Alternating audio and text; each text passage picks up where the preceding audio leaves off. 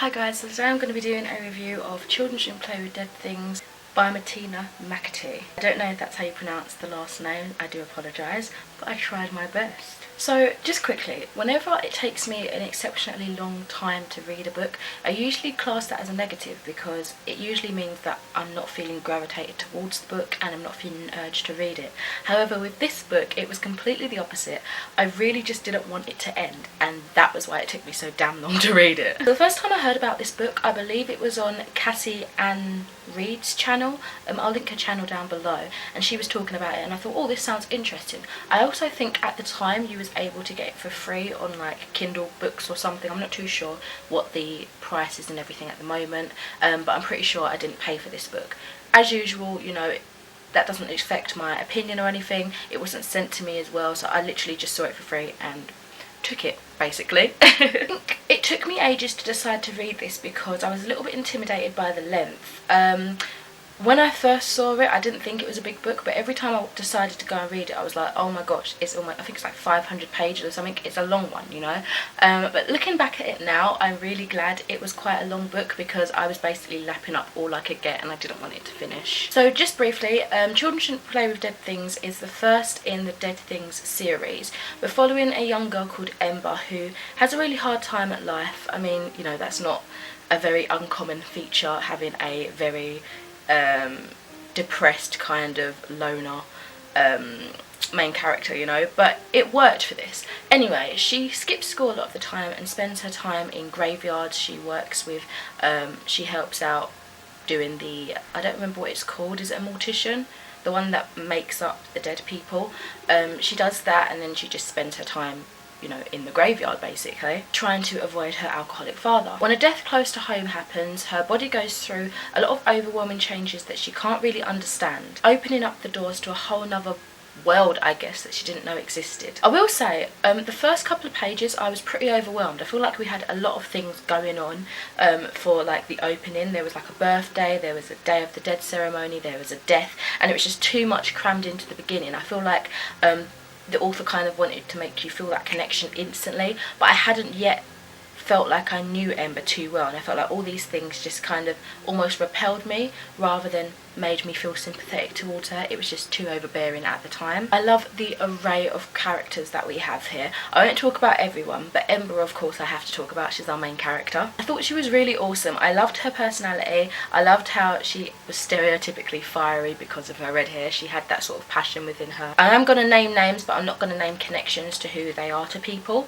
So there's Tristan and Kai. I really loved them as well. They were awesome. Kai was like almost like the comic relief, while Tristan was really soldier-esque in her personality. She was very straight-faced, very serious a lot of the time, but I feel like they balanced each other really well. I do think Tristan, Kai and Mace kind of made the build-up for Ember. I feel like she was still a strong character on her own, but I feel like she did rely on those characters quite a bit and they kind of made a good team. Mace, I can't even talk about Mace. I absolutely adored him. I totally got Reese vibes from A Court of Thorns and Roses. I can't remember what it's called. I did like him, even though I didn't overly like that book. I did like Reese as a character, and I got those vibes kind of mirrored in Mace, but oh my god, it's so hot. Quinn and Kai were amazing together. There's this one quote I just want to read. It was so funny. So in a conversation between Quinn and Kai, Quinn says, "Show him you're a strong independent reaper who don't need no wolf." I was absolutely in hysterics at that, and I was actually bobbing my head along before I even got to the part that said as he bobbed his head or something like that. So I was like, oh, it was so funny, it just made me laugh. I feel like the relationships between specific characters and the interwoven relationships between everyone was absolutely amazing. I don't want to give you too much, but the themes within this, it's a book of fantasy nature. So we have wolves, we have, like, they're just generally called shifters, we have reapers, like grim reapers, we have loads of different characters, pixies and stuff, or fairies rather, and I just feel like the way everyone worked with each other was just awesome, basically. There was one particular part of the story that I really loved, and it was actually talking about boundaries between two characters. Nothing serious happened, but I just liked that it was mentioned that, for example, in this book, shifters are known to be very affectionate. specifically the wolves, because they're like a wolf pack. They like to know everyone's okay within the pack and that. But one point was mentioned that although they automatically have the urge to touch, they still shouldn't touch without permission, and I just liked, it makes more sense within the context of the book, but I really liked that point being driven. Basically it was, you know, just to let you know that, you know, you don't have the right to touch me, ask permission first, basically, which I really enjoyed. For the most part, I couldn't for the life of me figure out why nobody was understanding the significance of Ember's powers. I just couldn't understand where they didn't understand. I was like, come on, it's obvious, guys. I don't know if that was just the author's way of writing it to make the reader understand quicker and feel like they knew a little bit of a secret, or if the characters written were just a little bit dumb. Because a lot of the time it's obvious that there was more to it than just what they thought on the surface. It's really difficult not to say something that might spoil the story. I'm trying really hard not to, but oh my god, just talking about the book now is getting all my excitement bubbling back up again, because I remember after reading the book I was like, oh my god, I need more, I need more, I need more. But I didn't want to instantly buy the second book straight away. I kind of wanted to let it sink down for a little bit and be like, okay, let me just appreciate it for now, and then I'll go back and buy the second book eventually. But oh my god, I was on such a high after reading that. Oh, the only thing I really didn't like, and I don't really want to say the word, but I'm gonna have to, otherwise you won't know what I'm talking about. A lot of the time the word spastic was thrown about just casually. And I don't know about you, but I find that word to be quite derogative and offensive to people, because it is used in a derogative way. So I didn't know why they use that word quite often.